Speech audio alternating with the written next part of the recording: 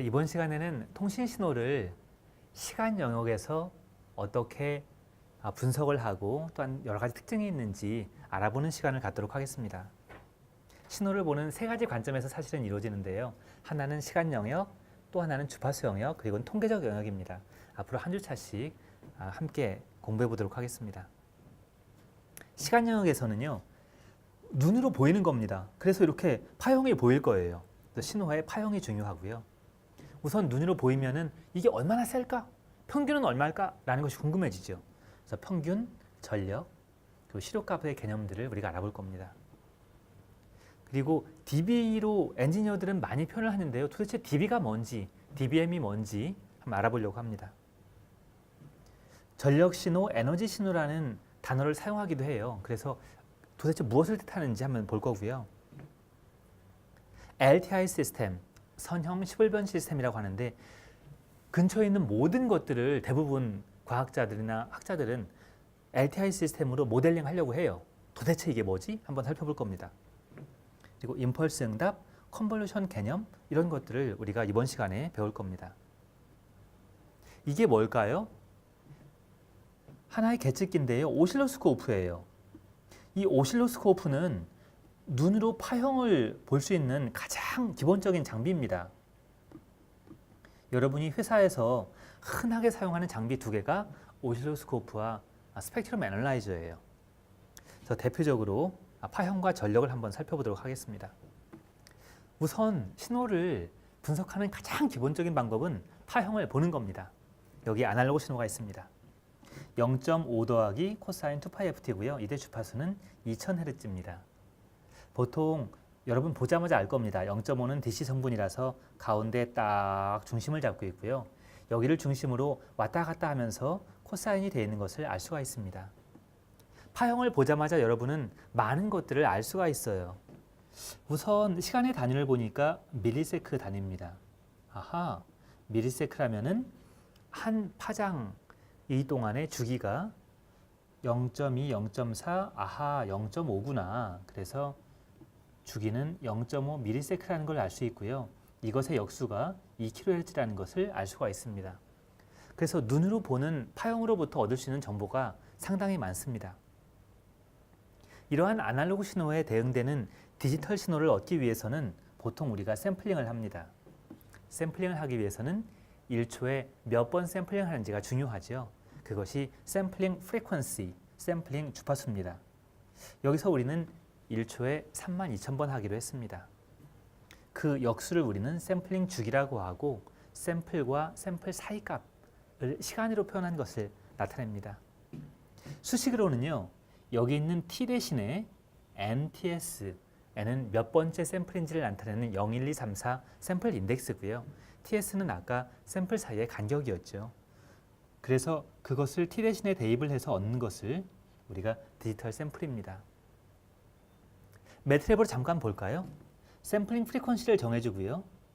얼마나 오랜 동안 신호를 만들지 2ms 동안 신호를 만들기로 했습니다. 2ms 동안에 샘플 수를 구했습니다. 샘플 인덱스를 0부터 n까지를 만들었고요. 샘플 주기 ts를 곱하면 시간이 얻어집니다. 시간과 주파수를 이용해서 0.5 더하기 코사인 2파이 ft'을 합니다. 이때 t'을 하는 이유는 아까 t가 로우 벡터였거든요. 이렇게 옆으로 선, 여기에 트랜스포즈를 하게 되면 세로로 쓰는 벡터가 됩니다. 그래서 만들어진 s도 세로로 선 신호가 되죠. 이걸 그래프로 표현한 것이 바로 디지털 스탬플롯입니다. 아날로그 신호와 모양은 유사하지만 값이 언제나 존재하지는 않고 특정한 시간에만 존재하는 것을 알 수 있습니다. 그리고 마지막으로 X축에 레이블을 달아주죠. 달러와 달러 사이에 있는 것은 레이텍 표현인데요. 수식을 레이텍으로 표현하고 해석해주기 위해 인터프리터로 레이텍을 사용하라고 명령을 내려줍니다. 이 매트랩식은 여러분이 꼭 다시 한번 실행을 해보시고 이것저것 바꿔가면서 실험을 해보시기 바랍니다. 이러한 신호를 구분하는 방법이 다양한 관점에서 있습니다. 우선 연속이냐 아니면 똑똑 끊어지느냐라는 관점에서 보기로 하죠. 위쪽은 전부 다 연속 시간에 대한 내용이고요. 아래쪽은 이산 시간입니다. 연속 시간이라는 말은 모든 시간에 대해서 신호가 존재한다. 이산 시간이라는 말은 띄엄띄엄 떨어진 시간에만 신호가 존재한다는 의미예요. 그리고 위에 부분과 밑에 부분의 차이는 위에는 뭔가 크기가 그러니까 왼쪽과 오른쪽의 차이입니다. 죄송합니다. 왼쪽과 오른쪽의 차이는 값이 연속적인가 아니면은 값 자체가 딱딱 떨어져 있는가라는 겁니다. 아날로그 신호를 샘플링하게 되면 이렇게 떨어진 시간에 값을 얻어서 양자화를 시키게 됩니다. 이 양자화라는 것이 모든 값을 허용하지 않고 디지털로 표현하는 값으로 이렇게 바꾸는 것을 뜻해요. 그래서 아날로그 신호를 디지털로 표현할 때는 샘플링 후 퀀타이제이션을 해야 됩니다. 자, 한번 여러분 지금까지 배운 내용을 가지고 한 매칭을 시켜보죠. 신호들을 한번 구분해 볼까요? 왼쪽에는 신호들의 여러 가지 종류가 나오고 오른쪽에는 특성이 나옵니다. 연속 시간, 그리고 연속 크기가 있고요. 이산 크기, 또 이산 시간들이 있습니다. 자, 한번 보죠. 우선 쉬운 것부터 생각을 해보죠. 흔한 사인 t, 마이너스 무한대에서부터 플러스 무한대까지 존재하는 일반적인 신호입니다. 어디에 갈까요? 우선 모든 시간에 존재하니까 연속 시간일 거고 크기도 제한하고 있지 않죠. 그래서 연속 시간, 연속 크기일 겁니다. 코사인 n인데 이번에는 n이 정수입니다. 이러면은 모든 시간에 대해서 존재하는 건 아니죠.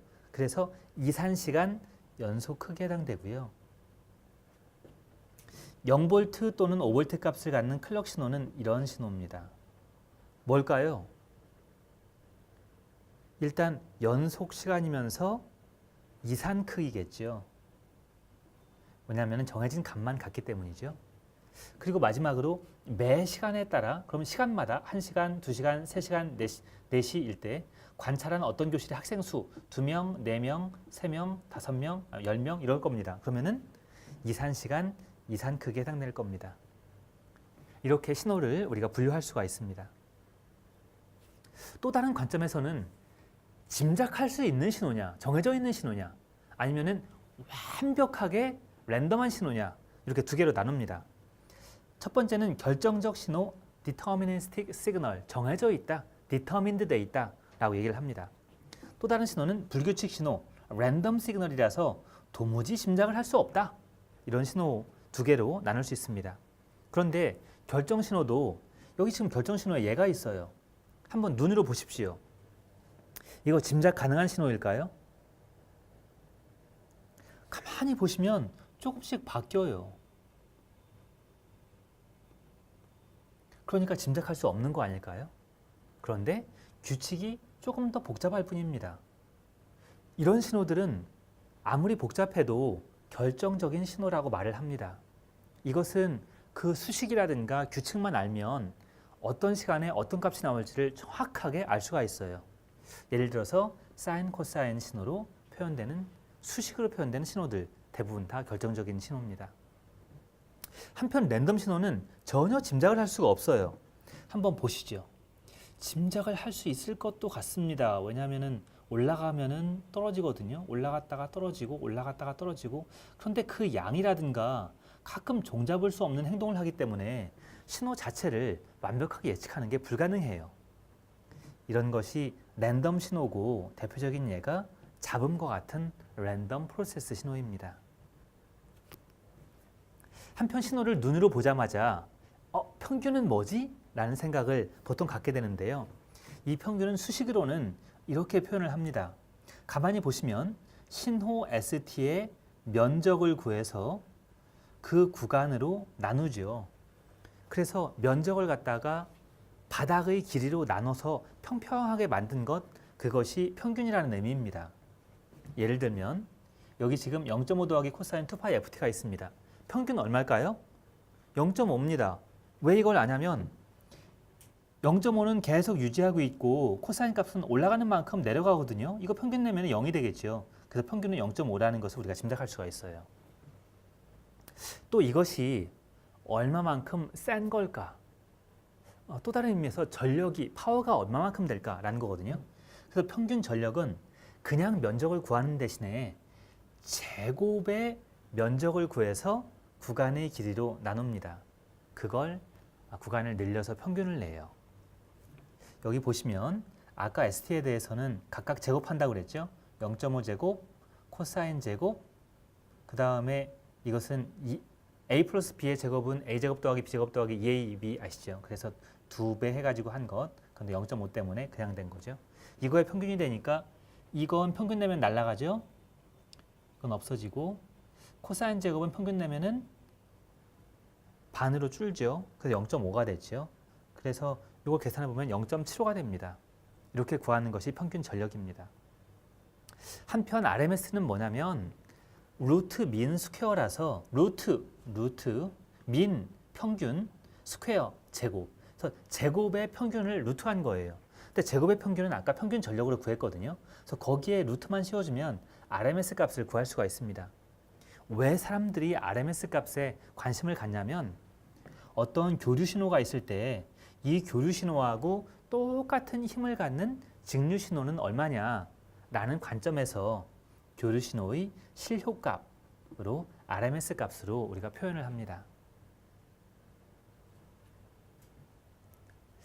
이제 디지털 신호인 경우에는 이 평균과 전력 RMS 값을 어떻게 표현할까요?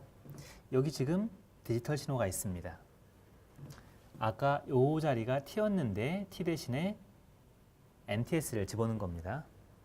평균 어떻게 구하느냐? 다 더한 다음에 개수로 나눕니다. 이게 보통 우리가 평균 내는 방식이죠. 매트랩에서는 sum 한 다음에 그 길이인 length로 나눕니다. 그런데 이게 워낙 자주 사용되기 때문에 아예 함수가 있어요. 그게 mean이라는 함수입니다. 또한 평균 전력은 제곱의 평균이라고 그랬죠. 그래서 mean 하는데 속에서 절대값 제곱을 합니다. 이때 잠깐만요. 왜 절대값 제곱을 하죠? 절대값 제곱을 하나 그냥 제곱을 하나 똑같지 않나요? 뭐 사실은 똑같죠. 그런데 이게 달라질 때는 S가 복소수일 때도 똑같은 정의를 적용하기 위해서 우리가 보통 절대값을 취합니다. 그러면은 복소수의 절대값은 그 복소 신호의 크기가 되거든요. 그래서 크기의 제곱이라는 의미입니다. RMS 값은 역시 루트만 취하면 됩니다. 그런데 역시 자주 사용되기 때문에 아예 RMS라는 함수가 있습니다. 그래서 위에서 만든 신호의 평균과 전력과 RMS 값을 구해보면 아날로그 때 구한 값과 똑같다는 것을 여러분이 쉽게 알 수가 있습니다. 한편 사인, 코사인 같은 경우에는 계산할 필요도 없어요. 여기 한 가지 룰이 있습니다. 사인, 코사인 신호의 가장 큰 값 앰플리튜드 A만 알면 평균 무조건 0입니다. 평균 전력 무조건 2분의 A 제곱입니다. RMS 값 A를 루트 2로 나눈 겁니다. 아예 딱 알 수가 있어요. 그래서 굳이 복잡하게 계산을 하지 않아도 됩니다.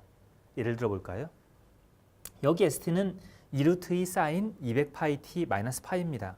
다른 건 관심이 없습니다. 우리는 오로지 앞에 있는 2루트 2만 관심이 있어요.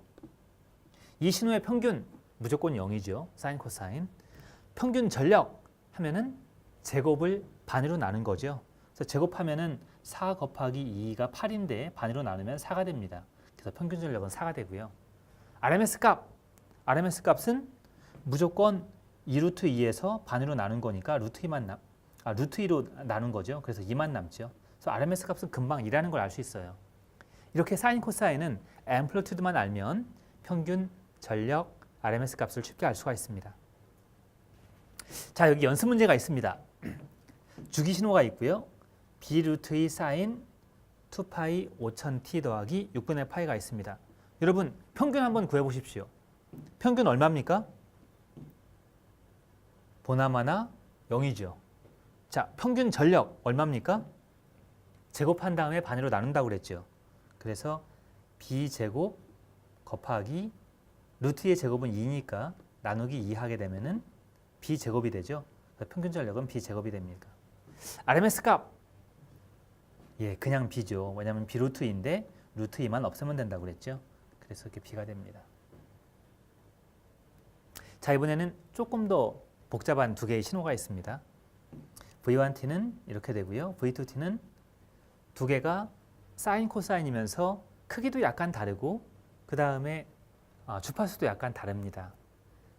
자, 우리가 이 신호 파형을 분석하기 위해서 다양한 방법으로 한번 보죠. 우선은 신호 V1과 V2의 한 주기를 한번 구해 보십시오.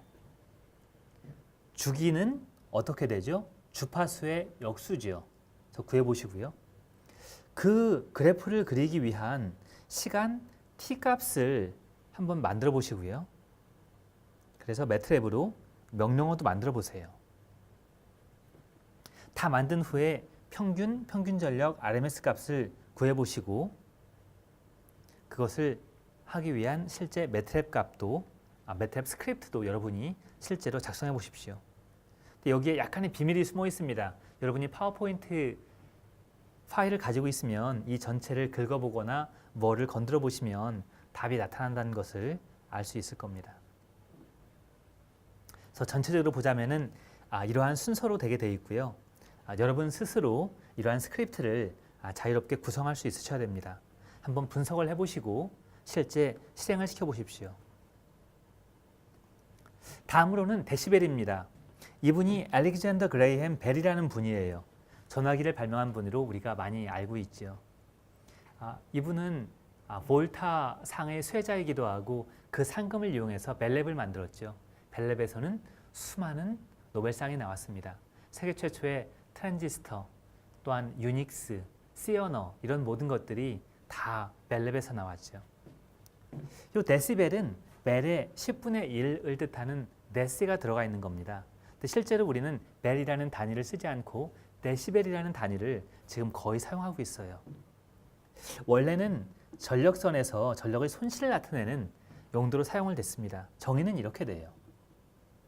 인풋 전력과 아웃풋 전력의 차이, 즉 인풋 전력을 요만큼 보냈는데 전력선을 통해서 받아보니까 요만큼 됐더라. 그러면은 그것은 손실이 몇 dB냐라는 거죠. 그래서 10 곱하기 로그 10 미시 10인 로그를 취해서 이렇게 표현을 합니다. 예를 들어 볼까요? 이 b가 1이면 로그 1이기 때문에 0이 돼서 0dB입니다. 그래서 0dB라는 뜻은 크기가 그대로 보존이 됐구나 라는 뜻이에요. 2dB다, 2배가 됐다 라는 말은 계산해 보면 3dB가 나옵니다. 로그 10의 2가 0.3010이거든요. 10배를 하면 3이 돼요. 10배다 그럼 10dB가 됩니다. 그래서 우리가 외우기 쉬운 것이 10배 10dB, 2배 3dB, 1배 0dB 이만큼은 외워두시고요. 역수 0.5는 2분의 1이거든요. 2분의 1이니까 3dB 대신에 마이너스 3dB 오히려 역수가 되고 10분의 1로 줄은 것은 역시 10의 반대라서 역수라서 마이너스 10dB가 됩니다. 이렇게 데시벨과 실제 비율의 그 변환을 여러분이 자유롭게 할 수 있으셔야 됩니다. 왼쪽에 보시면 여기가 PI가 되고요. 이쪽이 PI분의 PO의 비율이 되고요. 그 다음에 세로 축이 데시벨입니다. 10의 0승 1배죠. 0데시벨, 10배 10데시벨, 10분의 1 마이너스 10데시벨 이렇게 표현이 되어 있고 그래프를 그린 매트랩 스크립트는 이 아래와 같습니다. 여러분 역시 분석을 해보시고 실제 실행시켜 보시기 바랍니다. 방금은 로스 어떤 손실을 데시벨로 나타냈죠. 전력도 데시벨로 표현할 수가 있습니다. 전력은 끝에다가 M을 붙여줘요. 이 M은 밀리와트라는 단위에서 온 겁니다. 그래서 밀리와트를 dBm으로 표현하는데 수식으로는 로그 10의 밀리와트 값을 이렇게 하게 되고요. 예를 들어 우리나라에서는 와이파이 최대 출력이 600mW예요. 근데 보통 데시벨로 표현을 합니다. 그러면은 27.8dBm이 되고요. 미국은 조금 더 세게 쏠 수 있습니다. 그럼 30dBm이 됩니다. 만약에 밀리와트 단위를 사용하지 않고 와트 단위를 사용한다면 dB 와트라고 해줘야 됩니다. 1000mW가 1W이기 때문에 1dB와트는 30dBm이 되죠. 그런데 보통 엔지니어들은 dBm을 더 많이 사용합니다. 여기 증폭기의 이득도 데시벨로 표현할 수 있는데요. 마찬가지로 px분의 py를 우리가 게인으로 표현을 하죠. 이 게인을 데시벨로 표현을 하고 게인의 약자로서 g를 사용합니다. 여기 한번 어떤 증폭기의 이득이 20dB일 때 아래 빈칸을 한번 채워보죠. 자, 입력 전력이 5dBm입니다. 출력 전력은 얼마일까요? 출력 전력은 20dBm을 더하면 됩니다. 그래서 15dBm이 됩니다. 이렇게 dBm을 표현하면 되게 쉬워요. 계산하기가. 출력 전력이 10dBm이 됩니다. 그런데 증폭기가 20dB였죠? 입력 전력은 얼마였을까요? 마이너스 10dBm입니다. 자, 이번엔 출력 전력이 200mW였습니다. 200mW는 몇 dBm일까요? 200mW를 10 곱하기 로그 10에 해야 되니까 10 곱하기 로그 10에 200 이렇게 써야 되겠죠. 그런데 200은 2 곱하기 100이고 2만 있을 때는 3dB, 100이 있을 때는 20dB예요. 그래서 23dB가 됩니다. 그럼 입력 전략은 20dB 게인이었으니까 그냥 3dB란 소리죠. 입력 전력은 3dBm이 됩니다. 이렇게 자연스럽게 입력 전력, 출력 전력, 출력 전력을 또 미리와트로 표현하는 것을 여러분이 자유롭게 변환시키실 수 있어야 됩니다. 짝과 함께하는 미션에서는 여러분에게 rpdata.mat라는 데이터 파일이 주어질 겁니다. 그럼 매트랩에서 읽어드리시고요. 여기 있는 순서에 따라서 이 미스테리 신호 y를 분석하는 것이 여러분의 임무입니다. 샘플 수 n을 구하고 ts를 구하시고요. 전체 시간은 얼마인지 그리고 그것을 그래프로 그리고 평균과 평균 전력 그리고 RMS 값을 구하는 것들을 여러분이 매트랩 스크립트로 작성해서 실제 해보는 시간을 갖도록 하겠습니다. 한편 방금 전력의 개념을 배웠는데요. 이러한 전력 값이 0보다 크고 무한대보다 작으면 우리는 전력 신호라고 부릅니다. 예를 들어서 전력 신호예요. 전력 신호예요. 근데 전력 신호는 특징이 있는데 구간이 무한 구간 신호예요. 시간이 막 흘러도 언제든지 뭔가 신호가 있어야 돼요. 만약에 신호가 없다면 그건 전부 다 유한 구간 신호가 되고 에너지 신호로 바뀝니다. 반면 에너지 신호는 뭐냐면 에너지가 유한한 거예요. 예를 들면 이런 신호고 바깥에서는 계속 0입니다. 그러면 전체 에너지가 어떤 특정한 값이겠죠. 이건 전력 신호가 아니에요.